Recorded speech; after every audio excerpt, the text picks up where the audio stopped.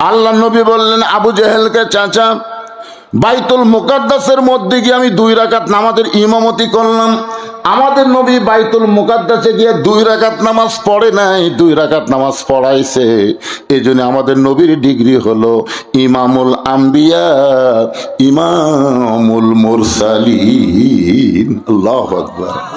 আল্লাহ নবী বললেন, চাচা বাইতুল মুকাদ্দাসে 2 রাকাত নামাজ পড়ানোর পরে 7 আসমান পাড়ি দিয়ে আল্লাহর আরশে গেলাম, আল্লাহর জান্নাত দেখলাম, জাহান্নাম দেখলাম।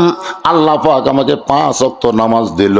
সে 5 ওয়াক্ত নামাজ রাতে ফেরত এসে সকালবেলা ফজর পড়ে আপনার সঙ্গে আমার দেখা হলো। আমার মনে হয় এই কারণে, আল্লাহর সঙ্গে মেরাজ করার কারণে আমার চেহারাটা আপনাকে অতিরিক্ত সুন্দর লাগতেছে। আপনারা সুবহানাল্লাহ বলেন, আবু জেহেল সুবহানাল্লাহ। এই কথা শোনার পর আবু জেহেল বললেন, পাগল, আগে মনে করতাম তুমি আধা পাগল, কিন্তু আজকে বলতেছি তুমি পুরা পাগল। তুমি যে কইলা বাইতুল মুকাদ্দাসের মধ্যে গিয়ে আমি 2 রাকাত নামাজ পড়াইছি, আমি জীবনে 2 বার বাইতুল মুকাদ্দাসে গেছি, যেখানে যাইতে লাগে 30 দিন, আসতে লাগে 30 দিন। আর তুমি কইলা আজকে রাত্রিবেলায় বাইতুল মুকাদ্দাসে নামাজ পড়াইছো। তুমি পাগল হয়ে গেছো, তুমি পাগল হয়ে গেছো। সেখান থেকে 7 আসমান পাড়ি দিয়ে আল্লাহর আরশে গেলে আল্লাহ তোমাকে 5 ওয়াক্ত নামাজ দিল। অত কথা আমার শোনার দরকার নাই। তুমি যে বাইতুল মুকাদ্দাসে গেছো এটা কোনো সুস্থ মানুষ বলতে পারে না, তুমি পাগল হয়ে গেছো। এই কথা বলে আবু জেহেল যখন দৌড় দেয়, পিছন দিক থেকে রাসূল ডাক দিয়ে বলে, চাচা আপনি আমাকে 1000 বার পাগল বলেন, আমার কোনো সমস্যা নাই, কিন্তু আমাকে পাগল বলে কোথায় যাবেন?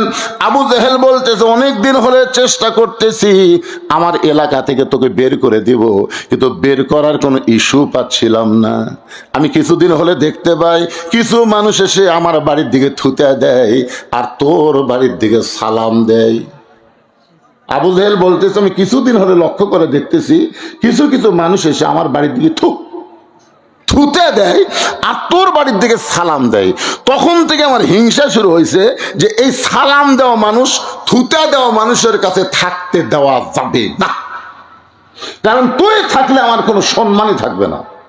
এই যে তোকে এলাকা থেকে ছাড়া করার ব্যবস্থা করতেছিলাম, কিন্তু ইস্যু পাচ্ছিলাম না। আজকে যখন ইস্যু পাইছি, তোকে পাগল বানায় আমার এলাকা ছাড়া করতে চাই। এই কথা বলে আবু জেহেল সর্বপ্রথম যার দরজায় গেল তার নাম হলো আবু বকর। জোরে বলেন, তার নাম কি? আবু বকরের দরজায় আবু জেহেল বলতেছে, আবু বকর বাড়িতে আসো নাকি? আবু বকর বাড়ি থেকে চমকে গেল, এত বড় নেতা সকাল বেলায় আমার দরজায়, নেতা মনে হয় বিপদে পড়েছে। এত বড় নেতা সকালবেলা আমার দরজায়, নেতা মনে হয় বিপদে পড়ছে। জোরে কোন, কি পড়েছে? আচ্ছা, বড় বড় নেতা যখন গরিবের দরজায় দরজায় ঘোরে তখন আপনারা কি বলেন, নেতা বিপদে পড়েনি? 5 বছর পর পর দেখবেন কিছু কিছু নেতা এই বসন্তর কুকিল হয়ে এলাকাতে আসবে। ভাই রাস্তার ফকির দেখে ড্রাইভারকে বলে, গাড়ি থামা। ড্রাইভার বলে, স্যার কেউ তো নাই। বলে, ওই যে আসতেছে। স্যার ওরা তো ফকির। আরে পাগল, ভোটের আগে থামা। যেই গাড়ি থামাইছে, নেতা গাড়ির থেকে নেমে ফকির সালাম দেয়, সালাম আলাইকুম চাচা, কেমন আছেন চাচা? ফকির খালি চারিদিকে মাথা ঘুরাই বলে, বাবা কাক সালাম দিলে? আপনাকে দিলাম, আমি ভিক্ষা করে খাই। ভোটের আগে আপনিও জাহামু চাই। হাই রে নেতা রে। মাঝে মাঝে দেখবেন এরকম কিছু নেতা বিপদে পড়ে আপনাদের কাছে আসবে, গরিবের বন্ধু, সমাজসেবক, জনদরদি করে আপনাদের ভোটটা নিয়ে নেতা আর বদল কাছে থাকবে না, নেতা থাকবে ঢাকায়। মাঝে মধ্যে নেতা বেড়াবার আসবে, সামসের অত্যাচারে একটা ভোটারও নেতার কাছে যাবার পারবি না। জোরে কথা বল না কেন? এরাই হলো আবু জেহেলের লোক। আবু জেহেলের লোক কারা চিনা লাগবে? একটু মনোযোগ দিয়ে শুনবেন। আবু বকর বাড়ি থেকে বের হয়ে বলে, নেতা এই সকালবেলায় আমার বাড়ির দরজায় আবু বকর বলে ডাকতেছেন, খবর কি? বলে, তোমার নবী যে পাগল হয়েছে তুমি জানো? যেই বলছে তোমার নবী যে পাগল হয়েছে তুমি জানো, সঙ্গে সঙ্গে আবু বকর এভাবে শাহাদত আঙ্গুলে তুলে বলেছে, আবু জেহেল যেই কথা একবার বলেছো ওই কথা যদি আর একবার, আমার হাতের দিকে তাকান, যে কথা একবার বলেছো এই কথা খালি আর একবার আবু জেহেল 3 ধাপ পিছনে গেছে। সবচাইতে নরম মানুষ, আল্লাহ নবী বলেছেন আমার সাহাবীদের মধ্যে সবচাইতে নরম মানুষ হলো আবু বকর। আর সেই মানুষটা বলতেছে একবার বলেছো আর একবার যদি বলো। আবু জেহেল 3 ধাপ পিছনে গিয়ে বলে আবু বকর এত গরম হওয়ার পিছনে কারণ কি? আবু বকর বলে আবু জেহেল আল্লাহ নবীর বিরুদ্ধে কথা শুনে কোন মুসলমান যদি নরম থাকে সে আর মুসলমান থাকে না, সে মুনাফিক হয়ে যায়। আমরা যারা এখানে বসে আছি আল্লাহ নবীর বিরুদ্ধে কেউ কথা বললে তাকে ছাড়বো? এ কথা কন তাকে ছাড়বো না। কিন্তু আমাদের বাংলাদেশে খালি নবীর বিরুদ্ধে না আল্লাহর বিরুদ্ধে কথা বলতেছে। এক বাউল কাছে আল্লাহর নাকি আগা মাথা নেই, এভাবে কয়নি রে পাগলা, আরো খারাপ করছে। আমি ভদ্র ভাষায় বলতেছি আল্লাহর আগা মাথা নেই, এটা ভদ্র ভাষায় বলতেছি। ওই শালা যা কষে এটা কোরআনের মাহফিল বলাই যাবি না। এরপরও এখনো জীবিত আছে। বাংলাদেশের সুশীল সমাজ আবুল সরকারের পক্ষ নিছে, এমনকি বিএনপির মহাসচিব পর্যন্ত আবুল সরকারের পক্ষে কথা বলে। চিন্তা করছেন? যেই দলের নেতারা এরকম নাস্তিকের পক্ষে কথা বলে, আর যাই হোক এই দল মুসলমানের দল হতে পারে না। কথা কন না কেন?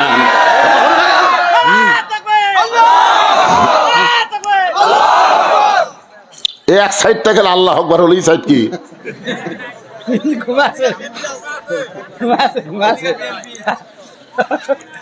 শোনেন, মুসলমানের দল আল্লাহ রাসূলের ব্যাপারে কোনো আমাদের বিভেদ নাই। জোরে কোন কথা, ঠিক কথা কন না কেন?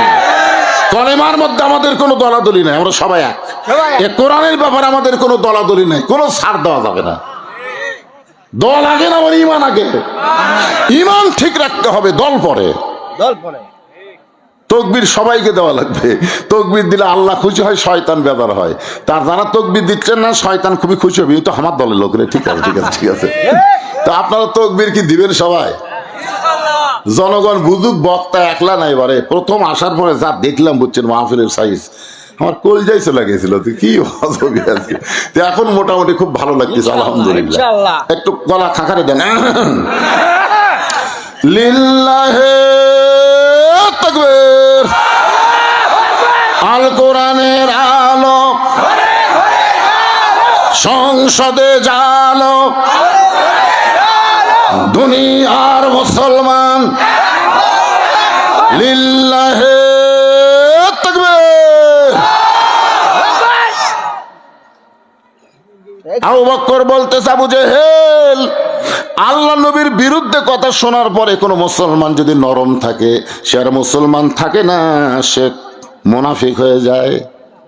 আবু বকর বলে আবু জেহেল আমার নবীরে পাগল বলার পিছনে তোমার কারণ কি? আবু জেহেল বলতেছে তাহলে শোনো, তোমার নবী আমারে কইল আজকে রাত্রে বেলায় নাকি কাবার পাশে ঘুমিয়েছিল, ফেরেশতা জিবরাইল নাকি তাকে চেতন করার পরে জমজমের কূপের পানি দিয়ে ওযু করায়া একটা বোরাকের পিঠে করে বাইতুল মুকাদ্দাসে নিয়ে গেছে। সেখান থেকে 7 আসমান পাড়ি দিয়ে আল্লাহর আরশে গেল। আল্লাহ নাকি 5 ওয়াক্ত নামাজ দিল। যেই বাইতুল মুকাদ্দাসে যাইতে লাগে 30 দিন আর আসতে লাগে 30 দিন। আর তোমার নবী কইল আজকে রাত্রে বেলায় বাইতুল মুকাদ্দাসে নামাজ পড়ে আবার নাকি মক্কা ফেরত আসলো। এখন বলো তো এই গাঁজাখুরি গল্প কি বিশ্বাস করা যায়? আবু বকর মুসকে হাসিতে বলে আবু জেহেল এই কথা যদি আল্লাহর নবী বলে থাকে তাহলে এক বিন্দু মিথ্যা বলে নাই। কি বিশ্বাস? এই কথা যদি আল্লাহর নবী বলে থাকে তাহলে এক বিন্দু মিথ্যা বলেনি। আবু জেহেল কয় আমার সকালটাই মাটি রে, কার কাছে খবর দিলাম? আমাকে এসে বলতেছে আজ থেকে 3 বছর আগে হুজুর আপনি কি জানেন সাইদে হুজুরের ফাঁসি হবে? মানে আমার কাছে বলতেছে, মানে আমাকে একটু চেতানোর জন্য, বুঝলেন? তা আমি খুশি হয়ে বললাম ভাই এত সুন্দর একটা সুসংবাদ দিলে, চলো চা খাই।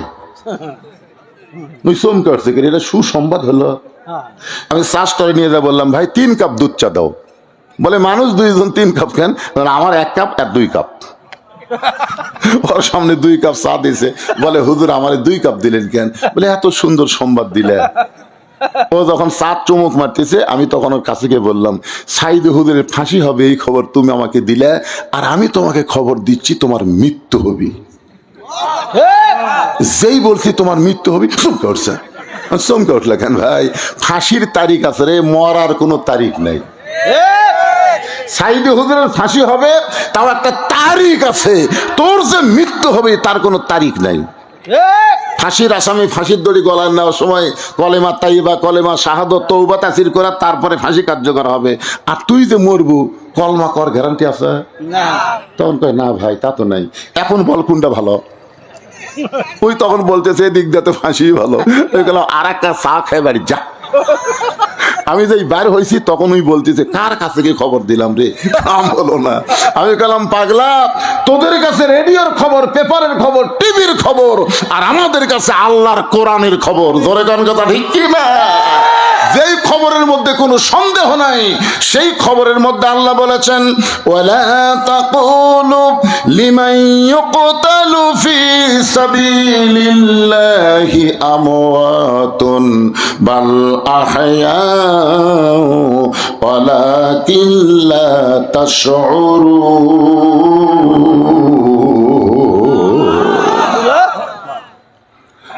আবু বকর এক দৌড়, আবু জেহেল তাকায় দেখে আবু বকর মারছে দৌড়, এক দৌড়ে নবীর কাছে এসে দেখে নবী কাবার সঙ্গে হেলান দিয়া 2 চোখ দিয়ে দর দর করে পানি পড়তেছে।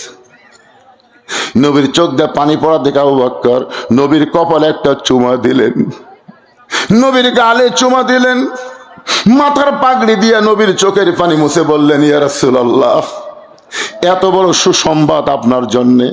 হুজুর, আজকে রাত্রেবেলা আপনি নাকি আল্লাহর আরশে গেছিলেন, আল্লাহ আপনাকে 5 ওয়াক্ত নামাজ দিয়েছে।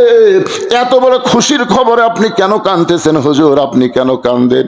হুজুর আপনি জানেন এই বছর হলো আপনার সবচাইতে কষ্টের বছর। যেই বছরে আপনার চাচা আবু তালেব মারা গেল, যেই বছর আপনার দরদের বিবি খাদিজা মারা গেল, যেই বছর আপনি তাইফের ময়দানে গিয়ে রক্তাক্ত হলেন, আপনাকে সেই বছরে আল্লাহ আরশে নিয়ে গেল। আরশে নিয়ে গিয়ে আল্লাহ আপনাকে 5 ওয়াক্ত নামাজ দিল। রাসূল বলে, আবু বকর এই খবর তোমাকে কে দিল বাবা? এই খবর তোমাকে কে দিল? আবু বকর বল, সকালবেলা আবু জেহেল এই খবর আমারে দিল। নবী বলে, আবু বকর এই খবর কি তোমার বিশ্বাস হয়? আবু বকর নবীকে বুকের মধ্যে নিয়ে কপালে চুমা দিয়ে বলেন, সাদ্দাকতা ইয়া রাসূলুল্লাহ, এক বিন্দু মিথ্যা নয়। নবী চোখের পানি মুছে বলে, আল্লাহ, আবু জেহেল আমাকে পাগল বলার পর থেকে আমার চোখ দিয়ে পানি পড়তেছে। আমি মনে করেছিলাম আমার মেরাজের কথা কেউ বিশ্বাস করবে না, কিন্তু আবু বকর সাদ্দাকতা বলার সঙ্গে সঙ্গে আমার সব কষ্ট দূর হয়ে গেছে, আমার আর কোনো কষ্ট নাই। আল্লাহ বলে, হাবিব রে, যে আবু বকর সাদ্দাকতা বলে আপনার কষ্ট দূর করে দিল, আমি সে আবু বকরকে আজ থেকে সিদ্দিক ডিগ্রি দিয়া দিলাম। চারিদিক থেকে নবীর সাহাবীরা আসলেন। সমস্ত সাহাবীরা এসে নবীকে ঘিরে ধরে বললেন, ইয়া রাসূলুল্লাহ, হুজুর আমরা শুনলাম আপনি নাকি আল্লাহর আরশে গেছিলেন, আল্লাহ নাকি আপনাকে 5 ওয়াক্ত নামাজ দিয়েছে। ওগো আল্লাহর নবী, আল্লাহ আরশ থেকে আপনাকে 5 ওয়াক্ত নামাজ দিয়েছে, এই নামাজ সম্পর্কে আমরা জানতে চাই। ইন্না আতাইনাকাল কাউসার ফাসাল্লি লিরাব্বিকা ওয়ানহার ইন্না শানিআকা হুয়াল আবতার। সমস্ত সাহাবীরা নবীকে ঘিরে ধরে বললেন, হুজুর আল্লাহ আপনাকে 5 ওয়াক্ত নামাজ দিয়েছে, এই নামাজ সম্পর্কে আমরা জানতে চাই। আল্লাহ নবী বললেন, তাহলে তোমরা বসো, আমি শুধু নামাজ সম্পর্কে তোমাদের শোনাবো না, এটা শুনলে তোমাদেরকে গ্রহণ করা লাগবে। কারণ নামাজের ওয়াজ শুনলে হবে না, বাস্তবে নামাজকে ধরা লাগবে। ধরে কোন কি করা লাগবে? সমস্ত সাহাবীরা যখন বসে গেছে, আল্লাহ নবী তখন 5 ওয়াক্ত, মনোযোগ দিয়ে শোনেন, আমরা যে 5টার সময় নামাজ পড়ি, যে 5টার সময় আল্লাহ 5 ওয়াক্ত নামাজ আমাদের উপরে ফরজ করেছেন, এই প্রত্যেকটা সময়ের গুরুত্ব আছে না নাই? আপনারা বলেন তো, ফজরের নামাজ ওই সময় আল্লাহ কেন দিলেন? আমরা যারা ঘুম বেশি পারি তারা তো আল্লাহ বলতে পারে, আল্লাহ এই সূর্য ওটা 2 ঘন্টা পরে ফজর দিলে তাহলে কোনো সমস্যা হতো না, সূর্য ওঠার 2 ঘন্টা পরে। কিন্তু আল্লাহ সূর্য ওঠার 2 ঘন্টা পরে না দিয়ে সূর্য ওঠার 1 ঘন্টা আগে কেন ফজর দিলেন আপনারা জানেন? তুমি জানো বাবা? সেই জন্য বলা লাগবে জানি না, জোরে কারণ জানেন। আজকে জানেন মজা হবি রে পাখা। এক জায়গায় আমি ওয়াজ করতে বলেছিলাম, ভাই বাংলাদেশের মুসলমান অধিকাংশই মুনাফিক। যেই বলছি সভাপতি সাহেব আমার উপর সেই খেপা, হুজুর বাংলাদেশের মুনাফিক কেমনে হলো, মুসলমান মুনাফিক কেমনে হলো, দলিল দেন। আমি কইলাম বাড়ি সভাপতি এত খেপে গেল। তো সভাপতিকে আমি বললাম, সভাপতি সাহেব আপনাদের মসজিদে জুমার দিনে কত মুসল্লি হয়? সভাপতি বলতেছে তা তো 100-200 হবেই। আমি বললাম আপনাদের মসজিদে ফজরে কতটুকু মুসল্লি হয়? তো সভাপতি বলতেছে হুজুর আমি তো, মানে ওই শালাও ফজর পড়ে না। যখন বলতেছে আমি তো, তার মানে কি ওই জুমার দিনে 200 হয় সেটা জানে, কিন্তু ফজরে কতজন হয় সেটা কর পারতেছে না। তখন আমি বললাম, ভাই যে মসজিদের মাহফিল মুয়াজ্জিন সাহেব আছেন সাইড থেকে, বলে হুজুর আমি মুয়াজ্জিন, তাহলে আপনি বলেন তো ফজরে মুসল্লি কত হয়? বলে 4-5 জনের উপর হয় না। আমি বললাম আল্লাহ রাসূল বলেছেন যে মুসলমান দাবি করার পরেও যারা ফজরের নামাজ জামাতে পড়বে না তারাই হলো মুনাফিক।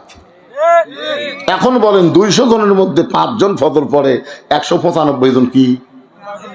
তোর সভাপতি বলতেছে হুজুর আমি তাহলে বাড়ি যাইও লাভ নাই, থাকেও লাভ নাই। 5 ওয়াক্ত নামাজের মধ্যে সবচাইতে গুরুত্বপূর্ণ নামাজ হলো ফজরের নামাজ। জোরে বলেন কোন নামাজ? কথা কন না কেন ভাইজান? এই ছেলেরা তোরকে কি ঘোরনি বেড়া হসে কেন?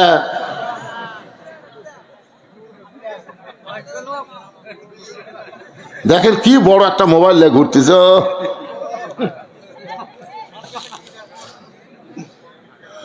ভাইজান বসেন, রজব চাঁদ মেরাজের মাস, বসেন একটু মনোযোগ দিয়ে শোনেন ভাই। সূর্য পশ্চিম দিকে হেলে যাওয়ার সঙ্গে সঙ্গে আল্লাহ যোহরের 4 রাকাত নামাজ কেন ফরজ করলেন? ওই সময় ফরজ করার কারণ কি আপনারা কি জানেন? সূর্যের পাওয়ার যখন কমে গেল, নিচে মায়ায় বন্দি থাইকা করলাম কত খেলা, পশ্চিমে তাইকা দেখো তোমার ডুইবা গেছে বেলা। সূর্যের পাওয়ার যখন কমে যায় ওই সময় আসরের 4 রাকাত ফরজ নামাজ আল্লাহ কেন দিলেন? সূর্য অস্ত যাওয়ার সঙ্গে সঙ্গে সবচাইতে অল্প সময়ের মধ্যে 3 রাকাত ফরজ নামাজ পড়া লাগবে, যাকে বলা হয় মাগরিবের নামাজ। অল্প সময়ের মধ্যে পড়া লাগবে, কেন আল্লাহ তালিম দিলেন? কি জন্যে? আপনি ফজরের আজান দিয়ে 8 ঘন্টা পরে জামাত শুরু হয়, জোহরের আজান দেয় 20 মিনিট পরে জামাত শুরু হয়, আসরের আজান দেয় 15 মিনিট পরে জামাত শুরু হয়, এশার আজান দেয় 8 ঘন্টা, কোনো জায়গায় 20 মিনিট পরে জামাত শুরু হয়। কিন্তু মাগরিবের আজান দিয়ে ওই নামাজের মতো যদি 20 মিনিট পরে কেউ আসে জামাত ধরবে, আসিয়া দেখে মসজিদে লোকই নাই। মাগরিবের আজান দেওয়ার সঙ্গে সঙ্গে কেন মাগরিব আল্লাহ ফরজ করলেন? রাতটা যখন গাঢ় হয়ে গেল, এমন সময় এশার 4 রাকাত নামাজ আল্লাহ কেন আমাদের ফরজ করে দিলেন? এই 5টা এই 24 ঘন্টার মধ্যে এই 5টা সময় আল্লাহর কেন পছন্দ? নামাজি হিসাবে আমাদের জানার দরকার আছে না নাই? এই সময়টা আল্লাহ কেন পছন্দ করলেন? আমার মায়েরা যারা পর্দার অন্তরালে একটু মনোযোগ দিয়ে শুনবেন না। আল্লাহ নবীর সমস্ত সাহাবীদেরকে বসতে বললেন, আর 5 ওয়াক্ত নামাজ নিয়ে যখন আলোচনা শুরু করবেন, রাসূল বললেন সাহাবীরা রে, আল্লাহ তাআলা আমাকে 17 রাকাত নামাজ দিয়েছে। সর্বসাকুল্যে ফজরের ফরজ নামাজ হলো 17 রাকাত। জোরে বলেন কয় রাকাত? ফজরের ফরজ কয় রাকাত? জোহরের ফরজ কয় রাকাত? আসরের ফরজ কয় রাকাত? মাগরিবের ফরজ কয় রাকাত? এশার ফরজ কয় রাকাত? সর্বসাকুল্যে 17 রাকাত। হযরত উমর ফারুক দাঁড়িয়ে বললেন, ইয়া রাসূলুল্লাহ আল্লাহ ইচ্ছা করলে প্রত্যেক ওয়াক্ত 2 রাকাত করে ফরজ দিবার পারতেন, আল্লাহ ইচ্ছা করলে প্রত্যেক ওয়াক্ত 3 রাকাত করে ফরজ দিবার পারতেন, আল্লাহ ইচ্ছা করলে প্রত্যেক ওয়াক্ত 4 রাকাত করে ফরজ দিবার পারতেন। কিন্তু আল্লাহ 4ও দিলেন না প্রত্যেক ওয়াক্ত 3ও দিলেন না, আবার 2ও দিলেন না। আল্লাহ এই বেসাইজা নামাজ কেন দিলে? আল্লাহ ইচ্ছা করলে ফজর কয় রাকাত? তো 5 ওয়াক্ত, 5 দোকানে 10 রাকাত। আল্লাহ ইচ্ছা করলে মাগরিব কয় রাকাত? তাহলে 3 5 15 রাকাত। আল্লাহ ইচ্ছা করলে আসর 4 রাকাত, তাহলে 5 ওয়াক্ত 4 5 20 রাকাত। আল্লাহ 20ও দিলেন না, 15ও দিলেন না, 10ও দিলেন না। আল্লাহ বেসাইজে 17 রাকাত কেন দিলেন? আল্লাহ রাসূল বলেন, ওমর তুমি মারাত্মক প্রশ্ন করছে। সুবহানাল্লাহ। আল্লাহ রাসূল যখন মদিনার প্রেসিডেন্ট ছিলেন, ওই সময় আল্লাহ রাসূল হযরত উমরকে তার মেধার জন্য আইন মন্ত্রীর দায়িত্ব দিয়েছিলেন। ধরে কোন সুবহানাল্লাহ। আল্লাহ রাসূল যখন মদিনাকে রাষ্ট্র ঘোষণা করলেন, ওই সময় ধর্মমন্ত্রী হলেন আবু বকর, আর অর্থমন্ত্রী হলেন ওসমান গনি, আর শিক্ষামন্ত্রী হলেন হযরত আলী। ধরে কোন সুবহানাল্লাহ। আল্লাহ রাসূল শিক্ষামন্ত্রী হযরত আলীকে কখন দিয়েছেন জানেন? একই অনুষ্ঠানে নবী খাচ্ছেন সাহাবীদের নিয়ে। হযরত আলীর বুদ্ধি পরীক্ষা করার জন্য আল্লাহ রাসূল খুরমা খেজুর খাচ্ছেন, আটিটা আলীর সামনে খেলে রাখতেছেন, খাচ্ছেন আটিটা আলীর সামনে। কিছুক্ষণ পরে রাসূল বলতেছে, দেখো আলীর পেটে এত খিদা লাগছে, একাই কতগুলা খুরমা খেজুর খাচ্ছে। হযরত আলী রাদিয়াল্লাহু বিচির উপরে হাত দিয়ে বললেন, আসলে আমার খিদা বেশি ভাই, একটু বেশিই খাসি। তোমাদের কাছে আমি জানতে চাই, খিদা বেশি কার? যাই বিচি বার করা খায় না বিচি সহ খায়? তো সবাই বলতেছে বিচি সহ খাওয়াই তো খিদা বেশি, কারণ বিচি বার করার টাইম হয়নি। তাহলে নবীর দিকে তাকায় দেখো একটাও নাই, তার মানে সঙ্গে সঙ্গে আল্লাহ নবী দাঁড়ায় আলীকে একটানে বুকের মধ্যে নিয়ে তার কপালে একটা চুমু দিয়ে বললেন, আনা মাদিনাতুল ইলমে ওয়া আলী ও বাবুহা, আমি হচ্ছি ইলমের শহর, আলী হচ্ছে তার দরওয়াজা। জোরে কোন সুবহানাল্লাহ। আল্লাহ রাসূল ফজরের 2 রাকাত ফরজ নামাজ সম্পর্কে বলতেছেন, আদম নবীর তওবা যখন কবুল হইল, ওই সময় আদম নবী শুকরিয়া তান আল্লাহকে খুশি করার জন্য 2 রাকাত নামাজ আদায় করেছে। ওই 2 রাকাত নামাজ আল্লাহর এতই ভালো লাগছে, লাইলাতুল মেরাজে আল্লাহ বলেন, হাবিব ওই আদম নবীর 2 রাকাত নামাজ আপনার উম্মতের জন্য ফজরের ফরজ হিসেবে দিয়ে দিলাম। আপনার উম্মতেরা ফজরের ফরজ নামাজ যখন মসজিদে জামাতের সঙ্গে আদায় করবে, আমি আল্লাহ খুশি হইয়া আদম নবীর সমপরিমাণ সওয়াব তাদের আমল নামায় দিয়া দিব। লিল্লাহে তাকবীর। সমস্ত সাহাবীরা বলে, ইয়া রাসূলুল্লাহ, ফজরের 2 রাকাত ফরজ নামাজ জামাতে বললে আদম নবীর সমপরিমাণ যদি সওয়াব আল্লাহ দেয়, আমরা ওয়াদা করলাম জীবন যাবে, কিন্তু আমাদের জীবন থেকে ফজর কোনোদিন কাজা হবে না। ওগো আল্লাহর নবী, এখন যোহরের 4 রাকাত ফরজ সূর্য পশ্চিম দিকে হেলে গেলে কেন আল্লাহ ওই সময় পছন্দ করলেন? নবী যখন যোহরের 4 রাকাত নামাজ সম্পর্কে বলতে যাবেন, এমন সময় আবু জেহেল গ্রুপ নিয়ে হাজির। যোহরের 4 রাকাত সম্পর্কে নবী যখন বলতে যাবেন, এমন সময় আবু জেহেল গ্রুপ নিয়ে হাজির। জোরে কোন কি নিয়ে হাজির? আবু জেহেলের গ্রুপ নাই? আমি এক জায়গায় ওই হাসিনার সময়, বুঝলেন, হাসিনার সময় এক জায়গায় যখন হক কিছু ওয়াজ করতেছিলাম, একজন হক বাধা দিল। যেই বাধা দিছে সমস্ত মুসল্লি এমন জোরে তাড়া মারছে, ওই ভয়ে চলে গেছে। আমি মনে করলাম যাক, এরকম মুসল্লি যদি থাকে হক কথা বলতে কোনো সমস্যা নাই। আমি আরো শাটান শুরু করলাম। যে শাটান শুরু করলাম ভাই, ওই গ্রুপ নিয়ে হাজির।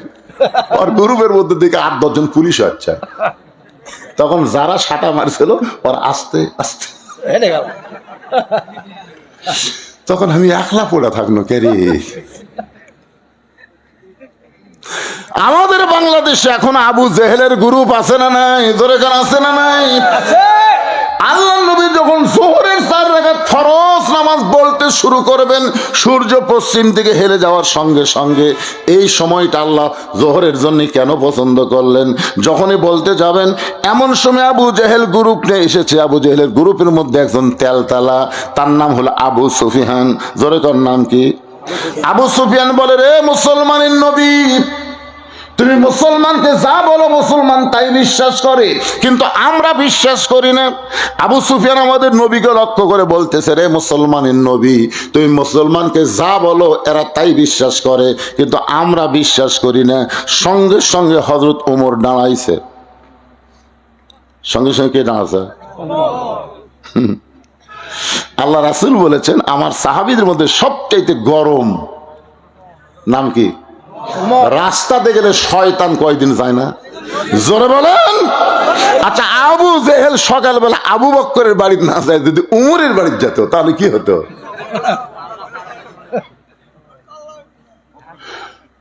হযরত ওমর দাঁড়িয়ে বলতেছে, রে কাফেরের বাচ্চারা, এই নবী আমাদেরকে নামাজ সম্পর্কে ওয়াজ করতেছে, যোহরের নামাজ শুরু করেছে, এখন নবী বলবে এই সময় তোদেরকে কে আসতে বলছে? ওমর ফারুক যখন গরম হয়ে এরকম তাড়া দিচ্ছে, রাসূল যদি বলে, ওমর সকালবেলা আবু জেহেল আমাকে পাগল বলে গেছে, এখন গ্রুপ নিয়ে হচ্ছে ধর, যদি এই ধর বলতো, আপনার বলেন তো এক শয়তান বাঁচত? দেখেন আমাদের নবী কেমনে আমাদের নেতা হলো। নবী কেন বিশ্ব নেতা? সঙ্গে সঙ্গে নবী বললেন, ওমর, ওমর তুমি বসো। এখান থেকে বোঝা গেল ইসলামী আন্দোলনের নেতারা কোনোদিন কর্মীদের উস্কে দেয় না। ইসলামী আন্দোলনের নেতা যদি কর্মীদের উস্কে দেয়, একটা বেয়াদব বাংলার জমিনে থাকবে না। ধরে কোন কথা ঠিক? কিন্তু উস্কে দেয় না তো, যদি লাগাও তো হাসিনার এই সেলা সম্পর্কে থাকতো। এই হাসিনা যে 5ই আগস্ট পল আছে, ওর পিছনে ইসলামী আন্দোলনের কর্মীরা আছে না নাই? ধরে কোন আছে না? এখন সব প্রকাশ পাচ্ছে তলে তলে কারা কাম করছে। আল্লাহ নবী ওমরকে বসায় দিলেন। নবী 2 হাত তুলে বললেন, ও মক্কার সম্ভ্রান্ত ব্যক্তিরা, আমি নামাজ সম্পর্কে কথা বলতেছি, আপনারা আসেন সামনে বসেন, আমার সাহাবীরা পিছনে যাবে। নবী বললেন, তোমরা পিছনে যাও, ওই নেতাদেরকে সামনে বসতে দাও। ইসলামে কত সম্মান, ধরে কোন সুবহানাল্লাহ। আল্লাহ নবী সাহাবীদের বললেন, তোমরা পিছনে যাও, এই সম্ভ্রান্ত নেতাদেরকে তোমরা সামনে বসতে দাও। এমন সময় আবু সুফিয়ান বলতেছে, তোমার নামাজের ওয়াজ আমরা শুনতে আসি নাই, তোমার নামাজের ওয়াজ আমরা শুনতে আসি নাই। আল্লাহ নবী বললেন, তাহলে কি শুনতে আইছেন? আবু সুফিয়ান বলতেছে, আমাদের নেতা আবু জেহেল দুইবার বাইতুল মুকাদ্দাসে গেছে, যেখানে যাইতে লাগে 30 দিন, আসতে লাগে 30 দিন, আর তুমি সকালবেলা কইছো আজকে রাত্রেবেলায় সেই ঘরে গিয়ে নাকি 2 রাকাত নামাজ পড়াইছো। আমাদের জানার বিষয় হলো ওই বাইতুল মুকাদ্দাসের দরজা জানলা কয়টা? খালি দরজা জানলা যদি বলে দাও, তাহলে আমরা এখান থেকে চলে যাব, আর আমরা গন্ডগোল করব না। নবীর চোখ দিয়ে দর দর করে পানি পড়তেছে। আবু বকর বলে, ইয়া রাসূলুল্লাহ, আবু জেহেলের চামচা আবু সুফিয়ান বলতেছে দরজা জানলার কথা শুনতে চাই। হুজুর, আপনি কি দরজা জানলার কথা বলতে পারবেন?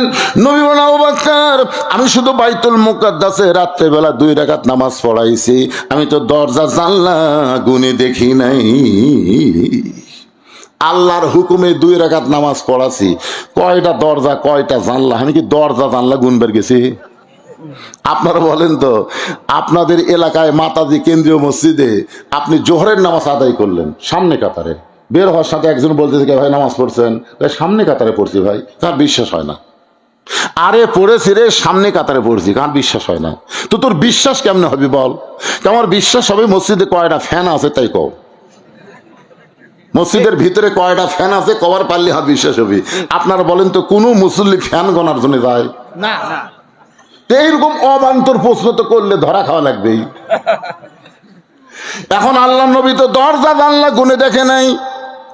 আবু সুফিয়ান বলতেছে, দরজা জানলার কথা বললি আমরা চলে যাব, কোনো গন্ডগোল করব না। আবু বকর বলে, রাসূলুল্লাহ, যদি দরজা জানলার হিসাব দিবার না পারেন, তাহলে আবু জেহেল গ্রুপ নিয়ে আইছে আপনাকে অপমান করার জন্য। হুজুর, আপনাকে চরম অপমান তারা করবে। এমন সময় ফেরেশতা জিবরাইল আল্লাহর কোরআন এসে বলতেছেন, তুইজ্জু মান তাশা ওয়া তুযিল্লু মান তাশা বিয়াদিকাল খায়র ইন্নাকা আলা কুল্লি শাইইন কাদির।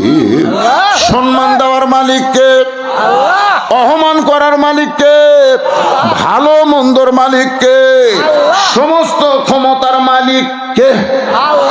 আরো জোরে। তাহলে 4 সালে যে গল্প হচ্ছে, কি গল্প? আমাদের পাঁচপুরের চাষটলে গল্প হচ্ছে, আওয়ামী লীগ ক্ষমতা ছিল, বিএনপি ক্ষমতা আসতেছে। আমি বললাম নাউজুবিল্লাহ নাউজুবিল্লাহ নাউজুবিল্লাহ। তখন 3-4 জন আমার সাথে কয়, হুজুর আপনার বিশ্বাস হয় না? বিশ্বাস হয় না আপনার? না। তো বিশ্বাস হয় না কেন? আমি বললাম আওয়ামী লীগ ক্ষমতায় ছিল না, বিএনপিও ক্ষমতা আসতেছে না, সব সময় যিনি ক্ষমতায় তিনি হলেন আমার আল্লাহ। কোন দল কোনদিন ক্ষমতা থাকে না, সবসময় ক্ষমতা থাকে কে? আরো জোরে কর না কেন? ইমানের দাবিতে বলেন কে থাকে? আল্লাহ কাউকে ক্ষমতা দেয় পরীক্ষা করার জন্য। যা তো দিলাম, হাসিনা 9 সাল থেকে ক্ষমতা আল্লাহ দিয়েছিল, যা। কিন্তু ক্ষমতার চেয়ার পেয়ে নামবো না, নামবো না কয় এমন বসা বসলো। এরপরে 14 সালে না কয় সালে দেখলেন নির্বাচনই হলো না, 154 জায়গা বিনা প্রতিদ্বন্দ্বিতা এমপি হলো। তারপর 18 সালে আবার দিনের ভোট রাতত করলো, আবার 24 সালে ড্যামি নির্বাচন দিল। ফেরেশতা কয় আল্লাহ যে বসা বসলো ই তো আর নামে না। আল্লাহ কয় ক্ষমতার অন্যারে ক্ষমতা আমার, আমি নামামো। এখন 5 তলা বিল্ডিং এর উপরে 1.5 লাখ টাকার খাটে 12,000 টাকার কম্বল গাওয়ার দেয়, ওরে তামানি দিয়ে 9টার সময় বলতেছে আমার বাড়ি আমার ঘর, আমাক নামাইকে। এই কথা কয়ে ঘুমাচ্ছে। ফেরেশতা বলতেছে আল্লাহ ই যে ঘুমিয়ে দোয়াও পড়লো না, আল্লাহুম্মা বিইসমিকা আমুতু আহি, এই দোয়া না পড়ে বলতেছে আমার বাড়ি আমার ঘর, আমাক নামাইকে। এক নামানোর কেউ নাই। আল্লাহ বলতেছে দেখা যাক। রাত 3টার সময় একটা ভূমিকম্প দিছে, ধরে এখন কি কম্প, বিল্ডিং একটু কাঁপে উঠছে। যাই কছে হামাক নামাইকে, ওই এত ফোর্সে নামছে, কম্বলের মধ্যে লুঙ্গি খোলা আছে, ওটাও পরার টাইম পাই না। ফেরেশতা বলে আল্লাহ নামাইলা নামাইলা, তাই বলে ন্যাংটা করে নামালা। আল্লাহ কয় হাসিনা তুই নামবো না, তো 24 সালের 5 আগস্টে ন্যাংটা করে নামানো হবে। জোরে কোন কথা থেকে যারা বলতেছে অমুক দল ক্ষমতাতে আসতেছে, তোমরাও তৈরি থাকো ভাই। ক্ষমতার মালিক কোন দল না, ক্ষমতার মালিককে আল্লাহ। ক্ষমতা দিবার পরে আল্লাহ ধরে না, ধরে না, ধরলে কিন্তু এই জন্য সবাই বিশ্বাস করে জবান খুলে বলবেন সমস্ত ক্ষমতার মালিককে আল্লাহ। ফেরেশতা জিবরাইল বলে ইয়া রাসূলুল্লাহ, হুজুর আপনার ডিগ্রি হলো আর ফাইনাল একা জিকরাক, আল্লাহ আপনাকে সবার উপরে সম্মান দিয়ে আরশে নিয়ে গেছে, আর আবু জেহেলের গ্রুপ আপনাকে অপমান করবার চাই, পারবে না। আমি জিবরাইল গোটা বাইতুল মুকাদ্দাস আমার হাতের উপর করে আপনার সামনে ধরবো, আমার হাতের উপরে বাইতুল মুকাদ্দাস ঘোরাতে থাকবো, আপনি দরজা জানলা গুনে গুনে উত্তর দিয়ে দিবেন। ফেরেশতা জিবরাইল গোটা বাইতুল মুকাদ্দাস আল্লাহ নবীর সামনে হাজির করে ঘুরানো শুরু করলো। নবী গুনে গুনে দরজা জানলার হিসাব যখন দেয়, আবু জেহেল বলতেছে চলো যাই। আবু সুফিয়ান বলে নেতা যাওয়ার তো কথা নাই, অপমান করার কথা। তখন বলতেছে খামাখা গন্ডগোল করে লাভ কি। এই কথা বলা মাত্র সমস্ত সামসারা যখন চলে যায়, আবু সুফিয়ানের একটাই কথা, এই চলো যাই বুঝলাম না, অপমান করার জন্য আমরা আসলাম, যেখানে যাইতে 30 দিন লাগে, আসতে 30 দিন লাগে, আর দরজা জানলার যে হিসাব দিল। নেতা বলতে চলো যাই, ব্যাপার কি? পিছনে পিছনে যায় আর বলে চলো যাই মানে কি? আবু জেহেল বলে ঘরের মধ্যে চল। দরজা জানলা বন্ধ করে আবু জেহেলের চোখ দিয়ে দর দর করে পানি পড়তেছে। আবু সুফিয়ান বলে নেতা কান্দেন কেন? আবু জেহেল বলতেছে কান্দার কারণ হলো ওই আল্লাহর শপথ করে বলতেছি, আব্দুল্লাহর এতিম পোলা আল্লাহর নবী। আবু জেহেলের 2 চোখ দিয়ে দর দর করে পানি পড়তেছে, চোখের পানি নিয়ে বলতেছে আল্লাহর শপথ করে বলতেছি, আব্দুলের এতিম পোলা হলো আল্লাহর নবী।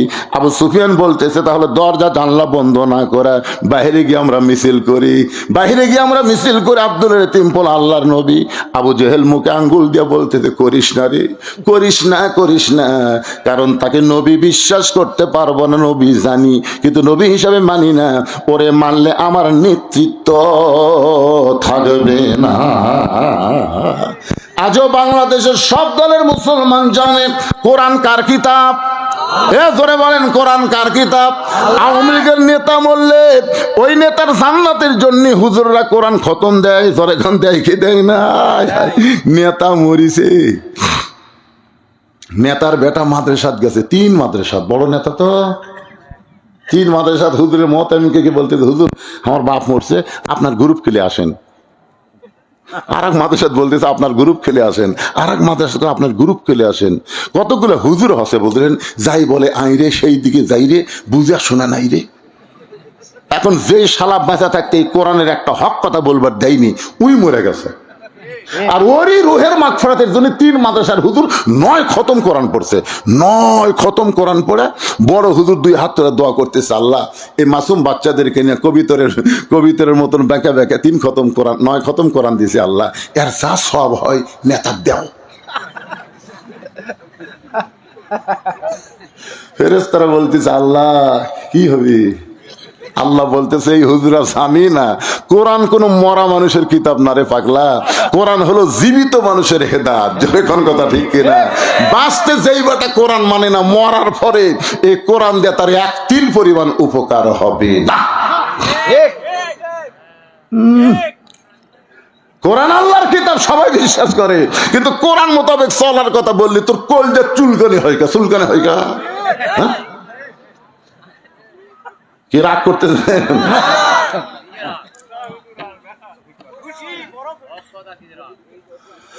وَنُنَزِّلُ مِنَ الْقُرْآنِ مَا هُوَ شِفَاءٌ وَرَحْمَةٌ لِّلْمُؤْمِنِينَ।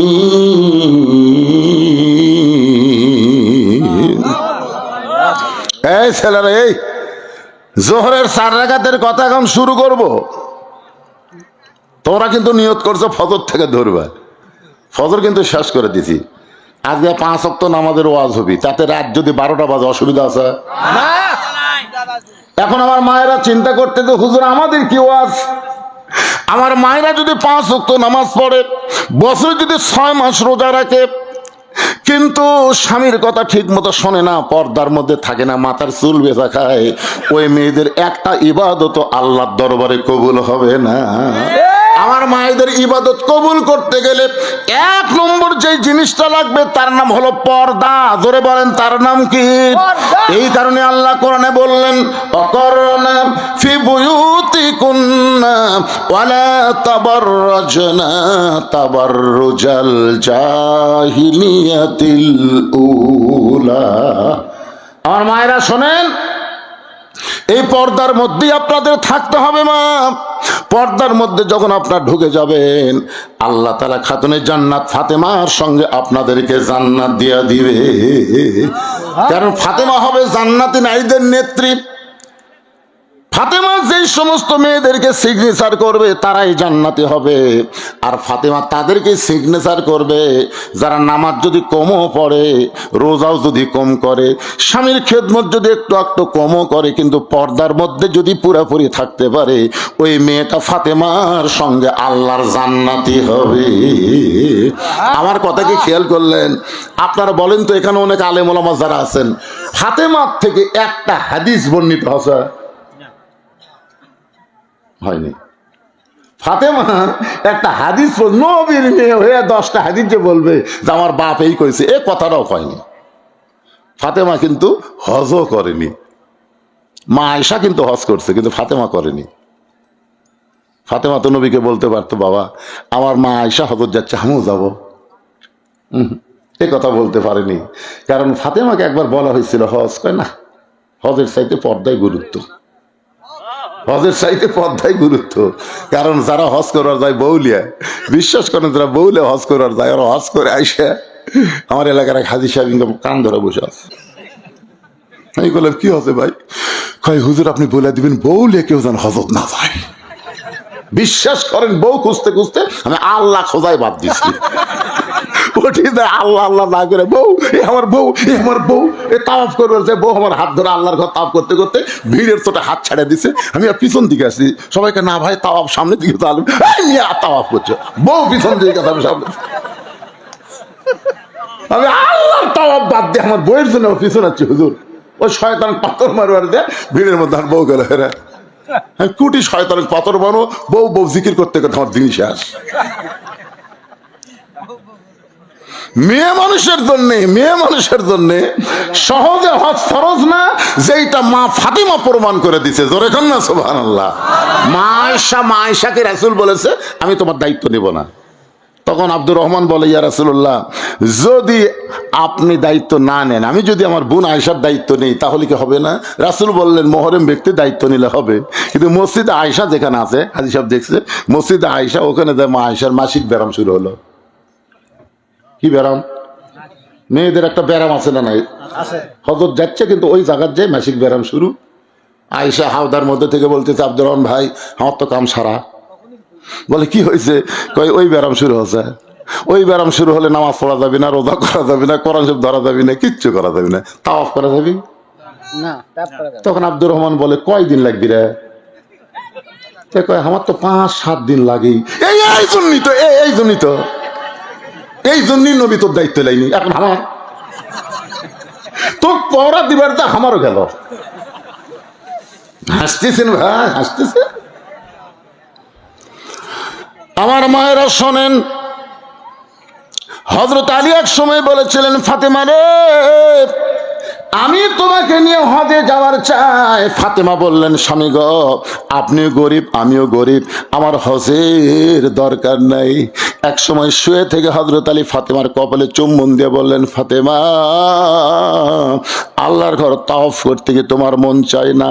ও ফাতেমা, তুমি কি আল্লাহর ঘর তাওয়াফ করবা না? ফাতেমা বলে, স্বামী গো, আমি পর্দার মধ্যে থাকার কারণে ওই আল্লাহর শপথ করে বলতেছি, 5 ওয়াক্ত নামাজ যখন আমি দাঁড়াই, আল্লাহর কাবা ঘর আমাকে তাওয়াফ করে।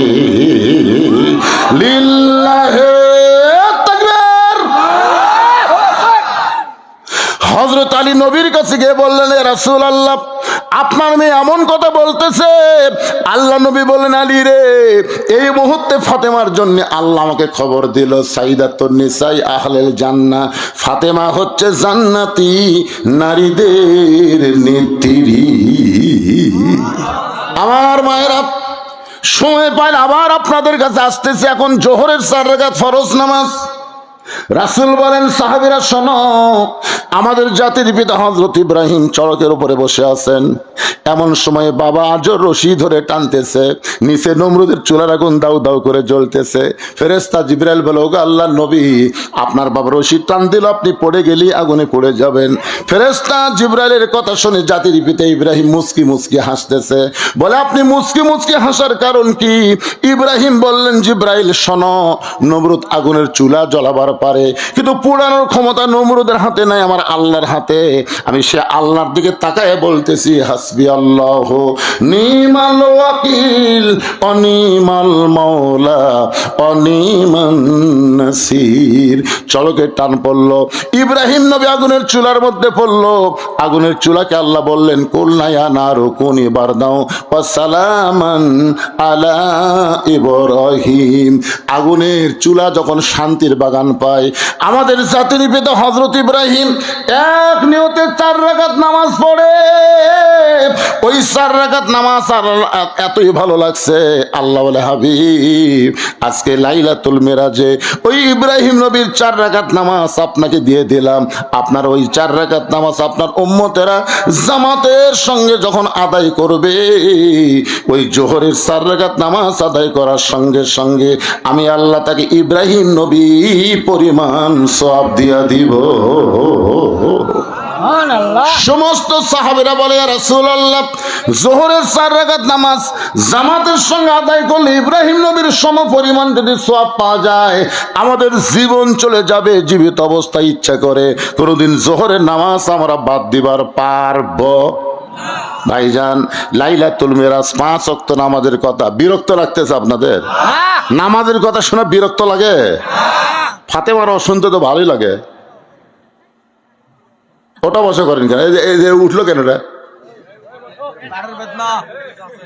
আরে পাশে কয়েকটা ছেলেরা খালি ঘোরও নিবে আরাম রে বা। নামাজ না পড়ো, না পড়ো, না পড়লে কি হবে? ইমাম মালিক রহমতুল্লাহ বলেছেন, তোমাদের এলাকার কোনো বেনামাজি লোক যদি মারা যায় তোমরা কি করবা? তো ছাত্র বলতে, হুজুর আপনি বলেন, আপনি আলেম মানুষ, আপনি বলেন। তো ইমাম মালিক বললেন, তোমাদের রাস্তার যদি কোনো কুত্তে মরে তোমরা কি করবা? তখন ছাত্ররা বলল, হুজুর কুটি বেনামাজি আর কুটি কুত্তে। ইমাম মালিক বলতেছে, আমি জানার জন্য বলতেছি, কি করবি ক? রাস্তাত কুত্তে বলে, কুত্তে যদি আমরা রাখা দিয়ে অলসতা করে, কুত্তে পুষে দুর্গন্ধ হবি, ওই রাস্তা দিয়ে আর যাওয়াই যাবি না। তো রাস্তা চলাচলের জন্য কুত্তাকে আমরা মাটির তলে পুঁতে ফেলবো। তো মাটির তলে পুঁতে ফেলবি, গোসল করে দিবি কুত্তা? তো কয় না। কুত্তা কাপড়ের কাপড় পরে দিবি? কয় না। কুত্তা কি খাটনিট করে তুলবি? কয় না। পাও দড়ি লাগে টানে লিয়ে পুঁতে থমো। ইমাম মালিক বললেন, একজন বেনামাজি মরলে এর চাইতে বেশি করা যাবে না, আর পাও দড়ি লাগে টানে লিয়ে পুঁতে থোয়া লাগবে। একজন বেনামাজিও যা, একজন একটা কুত্তাও তাই। এই মালিক যখন এই ওয়াজ করছে, সাথে সাথে 4-5টা কুত্তা দৌড়াচ্ছে। আচ্ছা, ঘেউ ঘেউ ঘেউ ঘেউ করে শুরু করছে। ইমাম মালিক কই, কে রে কুত্তা ঘেউ ঘেউ করে কে? এমন সময় আল্লাহর কোরআন বলতেছেন, সুম্মা রাদাদনাহু আসফালা সাফিলিন। ওগো ইমাম মালিক, বেনামাজিকে কুত্তার সাথে তুলনা করবেন না। কুত্তারাও বেনামাজির চাইতে ভালো, এরা কুকুরের শুকুরের চাইতেও জঘন্য। এই জন্য কুত্তা খাও খাও করতেছে। আমার এলাকার এক মুয়াজ্জিন আমারে কয়, হুজুর এই আমি যখন ফজরের আজান দেই, তখন 3-4টা কুত্তে আসে এই মসজিদের জানলার কাছে খালি উ করে। হুজুর মনে হয় ওরকে কুত্তার আমার মাইকের মধ্যে দিয়ে মানুষ শুনবার পায়। আমি বললাম, মুয়াজ্জিন তো মারাত্মক কথা রে বারে, আপনাকে এলাকাতে এরকম কুত্তা করে? তা আমি মুয়াজ্জিনকে বললাম, ভাই আজকে কিছু বলার পারলাম না, আমি একটু চিন্তা ভাবনা করি। তো তখন ফেকার তাহাবি শরীফ একটা কিতাব আছে, ফেকার, ওই কিতাবটা আমি পড়তে পড়তে এক জায়গায় দেখলাম আল্লাহর কোরআনের ব্যাখ্যা করা হচ্ছে, কো আনফুসাকুম আহলিকুম নারা। জাহান্নামের আগুন থেকে যদি বাঁচতে চাও, এই ছেলে দিকে তাকাও, জাহান্নামের আগুন থেকে যদি বাঁচতে চাও, একলা বাঁচলে হবে না, আহাল পরিবার নিয়ে বাঁচা লাগবে। আমি মুয়াজ্জিনকে বললাম, কে ভাই আপনার ছেলে মেয়ে? হুজুর তো আমার মেয়ে নাই, কিন্তু 2টা ছেলে আছে হুজুর। তো আপনার 2 ছেলে কি নামাজ পড়ে? না, এই শয়তানরা নামাজ পড়ে না। আমি এই জন্য কুত্তা ভুগতিছে, কারণ আল্লাহ কোরআনে বলেছেন, ওয়ামান আহসানু কওলাম মিম্মান দাআ ইলাল্লাহ ওয়া আমিলা সালিহান ওয়া ক্বালা ইন্নানি মিনাল মুসলিমিন। আপনি মুয়াজ্জিন, আপনার 2 ছেলে নামাজ পড়ে না কেন? 7 বছর থেকে এদেরকে নামাজের তালিম যদি দিতেন, আর 10 বছর থেকে যদি জোর করে নামাজ ধরাতেন, তাহলে আপনি শুধু একলা আজান দিতেন না, ওরা সঙ্গে সঙ্গে মসজিদের মুসল্লি হয়ে যেত। জোরে কর কথা ঠিক কিনা? আপনারা এটা কখনো মনে করবেন না যে বাপ নামাজ পড়বে, বেটা নামাজ পড়বে না, দাদা নামাজ পড়বে, নাতি নামাজ পড়বে না, আপনারা জান্নাতে যাবার পারবেন মনে করবেন না। নামাজ পড়তে গেলে সবাই মিলে জামাতের সঙ্গে নামাজ পড়া লাগবে। আল্লাহ নবী বলেন, সাহাবীরা শোনো, কোরআন শরীফের মধ্যে সবচাইতে যেই নবীকে নিয়ে আল্লাহ বেশি আলোচনা করেছে, সেই নবীর নাম হলো মুসা কালিমুল্লাহ। কোরআনের সবচেয়ে বেশি যে নবীকে নিয়ে আল্লাহ আলোচনা করেছেন, নবীর নাম কি? মুসা কালিমুল্লাহ। মাঝে মাঝে তুর পর্বতে যাইতেন আল্লাহর সঙ্গে গল্প করার জন্যে। এক সময় মুসা নবীকে ফেরাউন এমন ভাবে আক্রমণ করলো, 3 দিকে ফেরাউনের সৈন্য আর একদিকে সাগর। মুসা এমন জায়গায় আটকে গেল, ফেরাউন বলে, রে মুসা তাকায় দেখ, সামনে সাগর, আমরা 3 দিকে লাঠি নিয়ে দাঁড়ায় আছি, এখন তোর পালানোর মতন কোনো জায়গা নাই। মুসা বলতেছে, আল্লাহ তোমার কলিমার দাওয়াত দিয়ে আজকে ফেরাউন হত্যা করতে চাই, 3 দিকে ফেরাউনের সৈন্য সামন্ত লাঠি নিয়ে দাঁড়ায় গেছে, সামনে সাগর, আমি করব কি? আল্লাহ বললেন, নাসরুম মিনাল্লাহি ওয়া ফাতহুন কারীব ওয়া বাশশিরিল মুমিনিন। মুসা রে, তোমার হাতে যে লাঠিটা আছে, ওই লাঠি দিয়ে সাগর আঘাত করো, মাত্র 12 লাইন রাস্তা হয়ে গেল। সবচাইতে বড় রাস্তার তলদেশে মুসা নবী আল্লাহর শুকরিয়া তান এক নিয়তে 4 রাকাত নামাজ পড়ে। ওই যে সাগরের তলদেশে রাস্তায় মুসা নবী আল্লাহর শুকরিয়া তান 4 রাকাত নামাজ পড়ে। আল্লাহ বলে, হাবিব, ওই মুসা নবীর 4 রাকাত নামাজ আমি আল্লাহর এতই ভালো লাগছে, আপনার উম্মতের জন্য আসরের 4 রাকাত নামাজ হিসেবে আপনাকে দিয়ে দিলাম। আপনার উম্মতেরা আসরের 4 রাকাত নামাজ যখন জামাতের সঙ্গে আদায় করবে, মুসা নবীর সমপরিমাণ সওয়াব আমি আল্লাহ দিয়া দিব। লিল্লাহে তাকবীর। সমস্ত সাহাবীরা বলে ইয়া রাসূলুল্লাহ, আসরের 4 রাকাত নামাজ আদায় করলে জামাতের সঙ্গে মুসা নবীর সমপরিমাণ যদি সওয়াব পাওয়া যায়, আমাদের জীবন যাবে, জীবন থেকে আসর কোনোদিন বাদ যাবে না। ওগো আল্লাহর নবী, আরো 2 ওয়াক্ত নামাজ সম্পর্কে আমরা আপনার কাছে শুনতে চাই। মাগরিবের 3 রাকাত নামাজ কেমনে ফরজ হইল, ওই নামাজের সময় এত কম কেন? আর এশার নামাজ পড়লে আমাদের সওয়াব হবে কেমন? আমরা সবাই একটু শুনতে চাই। সমস্ত সাহাবীরা শুনবার চায়। আমার সামনে যারা বসে আছেন, আপনারা কি শুনবার চান? কারা কারা চান? আল্লাহকে একটু হাত দেখান। ভাইজান সবাই একটা হাত তোলেন না কেন? আচ্ছা, হাত নামান। নামাজের ব্যাপারে আপত্তি আছে নাকি? হুজুর, আমরা খালি শুনবো হুজুর, কিন্তু বাড়ির যাওয়ার গ্যারান্টি নাই। পাগলারা, বাড়ির যাওয়ারই গ্যারান্টি নাই। আরে কি জীবন নিয়ে যাচ্ছি ভাইজান, যে জীবন আছে নাই, আছে নাই, আছে নাই, এখান থেকে বাড়ি যাওয়ারই গ্যারান্টি নাই। আজকে কি নিয়ত করা যায় না? নিয়ত করা যায়। মসজিদের উন্নয়ন কল্পে মাহফিল। মসজিদের উন্নয়ন খালি বারান্দা তৈরি করা না, মসজিদের উন্নয়ন হলো মুসল্লি কালেকশন করা। মুসল্লি নাই, খালি মসজিদ। আক্কেলপুরের মধ্যে এক মসজিদে আসলে চলবে যায় দেখি, গোটা মসজিদের দেওয়াল পর্যন্ত টাইস, দেওয়ালও টাইস, মেজাও টাইস। তো টাইস এরকম লোকদের দেখি খালি ধুলে। মুয়াজ্জিনকে বললাম, ক্যারে ভাই ঝাড় দেন না, এত ধুলে খেন। হুজুর আজান দিয়ে আকামত দিয়ে কেউ আসে না, খামাকা ঝাড় দিয়ে কি হবে? তাই আমি বললাম, তাহলে ঝাড় দাও না। হুজুর আমার জায়গার দেখেন তো ধুলে আছে, ওর জায়গার যাই দিকে নাই। কেউ আসে না, গামছা দিয়ে বাড়ি মারি আল্লাহ আকবার নামাজ হই বাড়ির যাই। কে মুয়াজ্জিন, তাহলে মসজিদ ঝাড় দেবা না? সপ্তাহে নামাজের দিন দেই হুজুর। সপ্তাহে নামাজের দিন আবার কবে? আবার আক্কেল ভরে লোকেরা জুমার দিনকে নামাজের দিন কয়। ওই যে রাস্তার ধারে যাচ্ছি, রাস্তার ধারে দেখবেন এই সাইজে নামাজে পড়ে না, খালি জুম্মার দিনে বলে জাগা হয় না, জুম্মার দিনে জাগা হয় না। দোতলা। তা আপনাদের মসজিদের উন্নয়ন মানে কি? কি বুঝতেছেন? এখানকার মুয়াজ্জিন সাহেব আছে, এখানে মুয়াজ্জিন সাহেব আছে, ইমামও কয় পারবে না মুসল্লি কয়জন হয়। মসজিদের মুসল্লির হিসাব সবচাইতে ভালো জানে মুয়াজ্জিন। কথা কর না কেন? কোনটা? আপনি না না, এটা তো ইমাম। হুজুর এটা সামনে আসেন তো দেখি। আপনি আপনি এরকম পিছনে আসেন তো, সামনে আসেন। সামনে বসা বোঝেই না রে। আল্লাহ নবী বেলালকে ডাক দে, বলেন বেলাল তুমি জানো হাসরের ময়দানে তোমার মাথা আমার চাইতে উপরে থাকবে? বেলাল বলে, ইয়া রাসূলুল্লাহ, আপনি হলেন ইমাম, আমি হলাম মুয়াজ্জিন, আমার মাথা আপনার উপরে কেমনে যাবে? আল্লাহ রাসূল বলে, শুধু তুমি না, সমস্ত মুয়াজ্জিনের মাথা আল্লাহ হাসরের ময়দানের উপরে রাখবে। নিজের হাত দিয়ে আল্লাহ তাআলা মুয়াজ্জিনের মাথায় একটা নূরের টুপি পরায় দিবে। কি মনে করছেন দাম নেই? হযরত কয়জন হয় হুজুর? সত্যি কথা কোন, সত্যি কোন চাকরি যাবি না কেন? আপনাকে বললাম তো সব কথা, আপনাকে তো বললাম, ওই জন্য তো বলে দিই। সেই জন্যই তো বাস করতে, ঠিক আছে তো আপনাকে বলে দিয়েছি, মনে হক বলে দিয়েছে, এখন আর বলার চাচ্ছে না। ফজরে 3-4 জন হয়, মাশাআল্লাহ।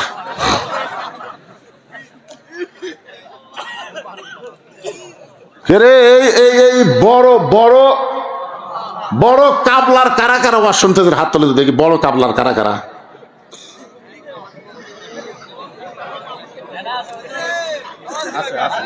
আছে আছে আছে, এইদিকেও আছে, এইদিকে অনেকগুলো আছে। এরা সব ও এই সাইডে, মাশাআল্লাহ। হাত নামান তো দেখি। বড় কাবলার বাইরে যারা আছেন তারা হাত তোলেন তো দেখি। মানে বোঝা গেছিলেন, হাত নামান।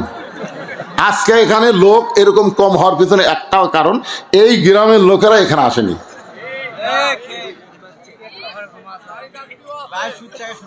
ওই আত্মীয় দিয়ে কুড়ি যাবি রে।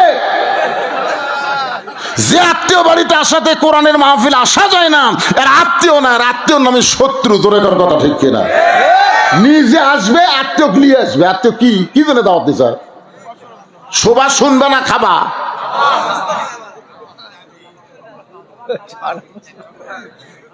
আমি 3 ওয়াক্ত নামাজের কথা বলেছি, আর 2 ওয়াক্ত বাকি। একটা হলো মাগরিব, একটা হলো এশা। সবাই শুনবার সানকে চান না ভাইজান? যারা বাহির গ্রামের আছে আপনাদের দরকার আছে, এই গ্রামের সবার দরকার আছে। যুবকেরা যারা কষ্ট করে মেহনত করে আজকের এই জান্নাতের বাগান লাগাইছো, তোমাদের জীবন জান্নাতে হবে। এবং গাজ্জালি বলেছেন, মানুষ যখন কবরে যাবে, মুসলমান কবরে যাওয়ার সঙ্গে সঙ্গে সবাই মাটি দিয়ে যখন চলে আসবে, এমন সময় আল্লাহ 2 জন ফেরেশতা পাঠায় দিবে। আপনি বলেন তো, আপনি যখন একা হয়ে যাবেন, সবাই যখন আপনার কাছ থেকে চলে আসবে, এমন সময় আপনি কবরে একা হয়ে গেছেন, আল্লাহ তখন 2 জন ফেরেশতা আপনার কবরে পাঠাবে। এই 2টা ফেরেশতার নাম কি? কিরামান কাতিবিন তো আমাকে সাথে আছে পাগলা। ফেরেশতা আসিয়া যখন জিজ্ঞাসা করিবে, দিন কি তোমার মাবুদকে, বা তখন কি বলিবে? এই গানটা গাও, গুনাহ হবে না। ফেরেশতা আসিয়া যখন জিজ্ঞাসা করিবে, দিন কি তোমার মাবুদকে, বা তখন কি বলিবে? আল্লাহ বিনে নাই রে মাবুদ, আল্লাহ বিনে নাই রে মাবুদ, জবানে তাই বলো রে বলো মুখে, আল্লাহ রাসূল সবে বলো। 2 জন ফেরেশতা আসবে কবরে, মুনকার নাকির। মুনকার মুখস্থ হবেন, মুনকার। আর সব সময় আমাদের সঙ্গে 2 ফেরেশতা থাকে, সেটা হলো কিরামান কাতিবিন। এগুলোর নাম মুখস্থ রাখবেন। জান কবজ করবে, তার নাম কি? আজরাইল। এই জান কবজ করা ফেরেশতার নামও মুখস্থ থইনি পারে। একটু মনোযোগ দেবেন। একটা আয়াতে কারিমা পড়ার পরে আবার মাগরিব আর এশার ওয়াজ নিয়ে আসতেছি। ইন্নাল্লাযীনা ক্বালু রাব্বুনাল্লাহু সুম্মা ইসতাকামু তাতানাজ্জালু আলাইহিমুল মালাইকা আল্লা তাখাফু ওয়া লা তাহজানু ওয়া আবশিরু বিল জান্নাতিল্লাতী কুনতুম তুআদুন। সবাই যখন চলে যাবে, এমন সময় মুনকার নাকি 2 ফেরেশতা এসে আপনাকে জিজ্ঞাসা করবে, মান রব্বুকা, মান রব্বুকা, তোমার রব কে? সঙ্গে সঙ্গে নামাজ দাঁড়িয়ে যাবে। যারা মাগরিবের নামাজ পড়ে এশার আগে মারা গেছে, এশার নামাজ পড়ে ফজর আগে মারা গেল, ফজর পড়ে জোহরের আগে মারা গেল, অসুস্থ হইয়া 2 ওয়াক্ত পড়তে পারে না, সেটা ভিন্ন কথা। হুঁশ না থাকে 2 ওয়াক্ত বাদ গেছে, সেটা ভিন্ন কথা। কিন্তু সুস্থ অবস্থায় নামাজ পড়ার পরে লোকটা মারা গেল, মনে করেন ফজর পড়েছে, জোহরের আগে লোকটা মারা গেল, ওই লোকটাকে কবরে রাখার পরে মুনকির নাকির যখন জিজ্ঞাসা করবে মান রব্বুকা, সঙ্গে সঙ্গে নামাজ দাঁড়িয়ে যাবে। নামাজ দাঁড়িয়ে বলবে, রে মুনকির নাকির, কারে মান রব্বুকা প্রশ্ন করতেছো? মুনকির নাকির বলবে, যিনি কবরে শায়িত আছে তাকে প্রশ্ন করতেছি। বলে, তাকে প্রশ্ন করো না, আমি তার নামাজ দাঁড়িয়ে গেছি। এ মুনকির নাকির, যেই লোকটাকে মান রব্বুকা প্রশ্ন করতেছো, এই লোকটা 10 বছর থেকে নামাজ ধরেছে আর 70 বছর বয়সে মারা গেছে। এখন বলো তো, 10 বছর থেকে 70 বছর, এই 60 বছরে 5 ওয়াক্ত করে দৈনিক যদি নামাজ পড়ে, তাহলে কত ওয়াক্ত নামাজ পড়েছে হিসাব দে। মুনকির নাকির কয়, ভাই আমরা তো ক্যালকুলেটর, এই ক্যালকুলেটর আসিস নি, ক্যালকুলেটর লিস নি। যদি 5 ওয়াক্ত নামাজ 17 রাকাত ফরজ হয়, 12 রাকাত সুন্নত হয়, 3 রাকাত বেতর হয়, তাহলে সারাদিনে কত রাকাত হয়? প্রতি মাসে কত রাকাত? প্রতি বছরে কত রাকাত? প্রতি 10 বছরে কত রাকাত? তাহলে 60 বছরে কত রাকাত? হিসাব দে। মুনকির নাকির কয়, হিসাব জানি না। কেরে পাগলা, এই লোকটা মসজিদের মধ্যে ঢুইকা নামাজের নিয়ত করার পরই বলেছে আলহামদুলিল্লাহি রব্বিল আলামিন। যেই লোকটা রুকুতে গিয়ে বলেছে সুবহান রব্বিয়াল আযীম, যেই লোকটা সেজদায় গিয়ে বলেছে সুবহান রব্বিয়াল আলা। দুনিয়াতে নামাজের মধ্যে রুকুতে সেজদাতে নিয়ত বান্দার পরে এতবার রব রব রব রব করে জিকির করলো, আবার কবরে আসার সাথে সাথে মান রব্বুকা প্রশ্ন করিস, তোদেরকে শরম নাই? এতবার রব রব করে যে কবরের মধ্যে আইলো, তার এবার মান রব্বুকা প্রশ্ন করিস কেমনে? মুনকির নাকির বলে, আল্লাহ তোমার বান্দাকে মান রব্বুকা প্রশ্ন করার সঙ্গে সঙ্গে নামাজ যে খেপা খেপছে আমরা করব কি? আল্লাহ বলে মুনকির নাকি সাক্ষী থাক, আমার যেই বান্দা বান্দি নামাজ নে কবরে আইছে তার সব প্রশ্নের উত্তর আমি আল্লাহ দিয়া দিলাম।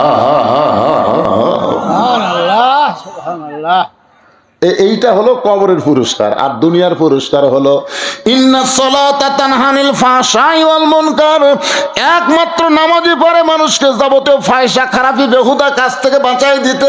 আপনার যুবকের হাতে মোবাইল আছে, আপনি কি জানেন এই যুবকটা রাতে 11টার পরে জানলা দরজা বন্ধ করে কম্বলের তলে কি করে আপনি কি জানেন?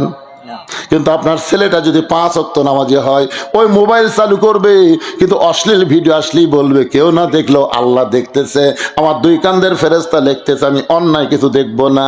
আল্লাহ বলেছেন নামাজি পারে তাকে বেহুদা খারাপি কাজ থেকে হেফাজত করতে। আল্লাহ বলেছেন ফালিয়াবুদু রাব্ব হাযাল বাইত আল্লাযী আতামাহুম মিন জুই ওয়া আমানাহুম মিন খাউফ। শুনে নাও, ওই ঘরের মালিকের, ওই মসজিদের মালিকের তোমরা যদি গোলামি করো, নামাজ পড়ো, আমি আল্লাহ সঙ্গে সঙ্গে তোমাদের 2টা পুরস্কার দিব। 1 নম্বর পুরস্কার হলো তোমাদের রিজিকের কোনো পেরেশানি থাকবে না। আর 2 নম্বর পুরস্কার হলো যাবতীয় ভয় ভীতি থেকে আমি আল্লাহ তাআলা তোমাকে পুরোপুরি নিরাপত্তা দিয়ে দিব। ইউসুফ আলাইহিস সালামকে ওরা কূপের মধ্যে ফেলে দিয়েছিল। ইউসুফ নবী সেখান থেকে জেলের মধ্যে গেল। এক সময় জুলাইখার কারণে জেলের ভিতর থেকে স্বপ্নের তাবির করে সে মিশরের খাদ্যমন্ত্রী, এক সময় প্রধানমন্ত্রী হয়ে গেল। যখন ইয়াকুব আলাইহিস সালামের সঙ্গে ছেলের মিলন হলো, বাপ বেটা একসঙ্গে আল্লাহর শুকরিয়া তান 3 রাকাত নামাজ পড়ে। এই 3 রাকাত নামাজটা আল্লাহর এতই পছন্দ হলো, আল্লাহ বলে হাবিব আপনার উম্মতের জন্য ইয়াকুব ইউসুফ সম্মিলিত নামাজকে মাগরিবের নামাজ হিসেবে দিয়ে দিলাম। আপনার উম্মতেরা মাগরিবের 3 রাকাত নামাজ যখন জামাতের সঙ্গে আদায় করবে, ইয়াকুব ইউসুফ নবীর সমপরিমাণ সওয়াব আমি আল্লাহ দিয়া দিব। আমাদের নবীর আগে একজন নবী দুনিয়াতে আইছিলেন, সেই নবীর নাম হলো ঈসা আলাইহিস সালাম। জোরে বলেন তার নাম কি? ঈসা নবী কিন্তু এখনো মরে নাই। ঈসা নবী কিন্তু এখনো মরে নাই। আপনারা বলেন তো কোন আসমানে আছে? এই সবাই বলেন কোন আসমানে আছে? ঈসা আলাইহিস সালামকে আল্লাহ যখন দুনিয়া থেকে 4র্থ আসমানে নিয়ে যায়, ঈসা বলতেছে আল্লাহ দুনিয়াতে মানুষ মরার জন্য যায়, কিন্তু আমার যে মৃত্যু হলো না। এখানে একটা মারাত্মক সত্য কথা, দুনিয়াতে মানুষ বাঁচার জন্য না মরার জন্য? এবার এই কথা বলতে আপনাদের কোন জায়গায় বাঁচতেছে? ও 3 তলা 4 তলা বাড়ি বানিয়ে ভুলকি মারতেছেন, কি দেখতেছে? হুজুর 6 তলার ভিত দিছি, হুজুর 3 তলা হচ্ছে রড বার করে তুছি, হুজুর দোয়া করবেন, দোয়া করবেন আল্লাহ যেন 6 তলা করেই মরার তৌফিক দেন। মানে 6 তলা করেই যেন মরার পারি। 6 তলা করেই বাঁচবি না মরবি?